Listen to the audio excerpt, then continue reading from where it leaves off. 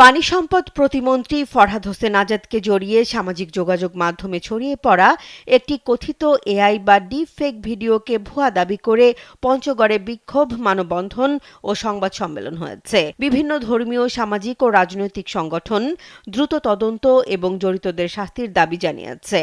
আন্দোলনকারীদের অভিযোগ, এআই প্রযুক্তির অপব্যবহার করে প্রতিমন্ত্রী এবং পঞ্চগড়ের এক শিক্ষার্থী তরুণীকে জড়িয়ে আপত্তিকর ভিডিও তৈরি করা হয়েছে। এর মাধ্যমে প্রতিমন্ত্রীর রাজনৈতিক ভাবমূর্তি ক্ষুণ্ণ করা, ওই তরুণীকে সামাজিকভাবে হেয় করা এবং সাম্প্রদায়িক বিভ্রান্তি ছড়ানোর চেষ্টা হয়েছে বলে তাদের দাবি। শনিবার সচেতন সনাতন ধর্মাবলম্বী ও বাংলাদেশ হিন্দু, বৌদ্ধ, খ্রিস্টান ঐক্য পরিষদের উদ্যোগে বিক্ষোভ মিছিল অনুষ্ঠিত হয়।